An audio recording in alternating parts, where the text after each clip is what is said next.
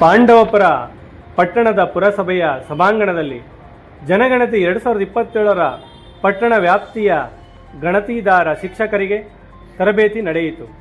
ಜನಗಣತಿ 2027ರ ಬಗ್ಗೆ ಸಂಪನ್ಮೂಲ ವ್ಯಕ್ತಿ ಲೋಕೇಶ್ ಹಾಗೂ ಪುರಸಭೆಯ ಮುಖ್ಯಾಧಿಕಾರಿ ಸತೀಶ್ ಕುಮಾರ್ ಮಾತನಾಡಿ, ಜನಗಣತಿಯು ಏಪ್ರಿಲ್ 16ರಿಂದ ಮೇ 15ರವರೆಗೆ ನಡೆಯಲಿದ್ದು, ಜನಗಣತಿಗಾಗಿ ಈಗಾಗಲೇ ನಕ್ಷೆ ತಯಾರಿಸಿದ್ದು, ಇದರ ಆಧಾರದ ಮೇಲೆ ಗಣತಿದಾರರು ಮನೆ ಮನೆಗೆ ತೆರಳಿ ಮನೆಪಟ್ಟಿ ಮತ್ತು ಮನೆ ಗಣತಿ ನಡೆಸಬೇಕು ಎಂದರು. ಜೊತೆಗೆ ನಾಗರಿಕರು ಮೊಬೈಲ್ ಮೂಲಕವೇ ಸ್ವಯಂ ಗಣತಿ ಮಾಡಿಕೊಳ್ಳಬಹುದು ಎಂದು ತಿಳಿಸಿದರು. ಮ್ಯಾನೇಜರ್ ಮಂಜುಳಾ, ಸಿಬ್ಬಂದಿಗಳಾದ ನಾಗೇಶ್, ಮಹೇಶ್ ಇತರರಿದ್ದರು.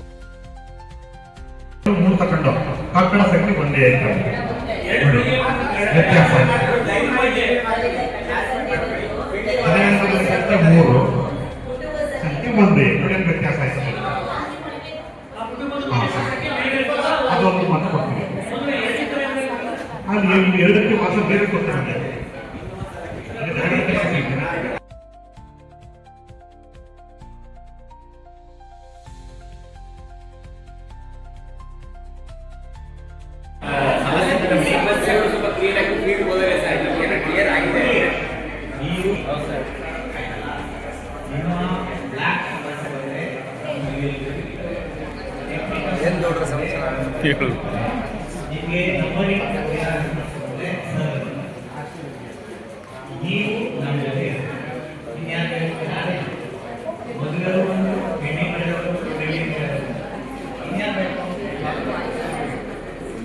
ಇನ್ನೊಂದು ಮಾಡಿದ್ರೆ ನಾನೊಂದು ಉದ್ದೇಶ ಸರ್, ದಯಮಾಡಿ ಆ್ಯಪ್ ವಿಚಾರಕ್ಕೆ ಮಾತ್ರ ನನಗೆ ಕನ್ಫರ್ಮ್ ಇದ್ರೆ 100% ಕನ್ಫರ್ಮ್ ಇದ್ರೆ ಮಾತ್ರ ನಾನು ಮೂವ್ ಮಾಡೋಣ ಸರ್.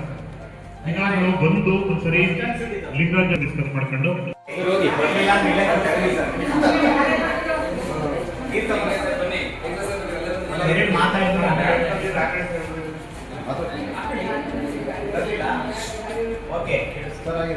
ಭಾರತ ಸರ್ಕಾರದ ಮಹತ್ವಾಕಾಂಕ್ಷೆಯ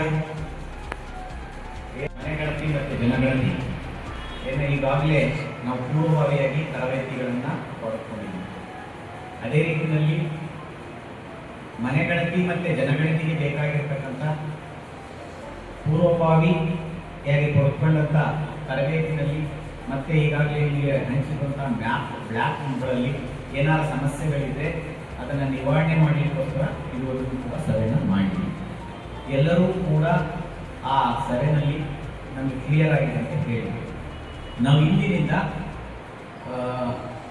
ಏಪ್ರಿಲ್ 16ನೇ ತಾರೀಕಿಂದ ಮೇ 15ನೇ ತಾರೀಕುವರೆಗೂ ಕೂಡ ಮನೆ ಪಟ್ಟಿಯನ್ನು ಮಾಡ್ತಾ ಇದ್ದೀವಿ.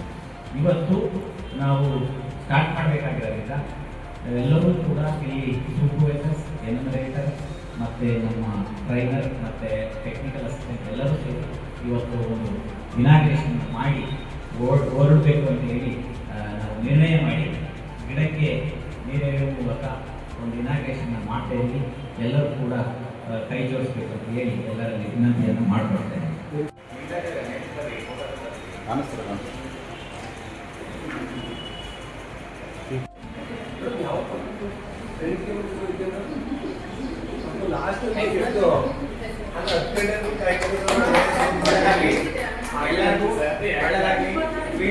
ಏನೇ ಸಮಸ್ಯೆ ಇದ್ರು ಏನೇ ಸಮಸ್ಯೆಗಳಿದ್ರು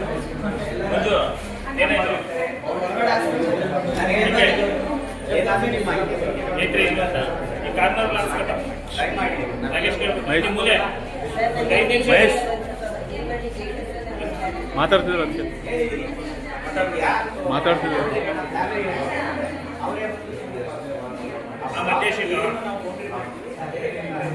ಬೇಗ ಮುಂದೆ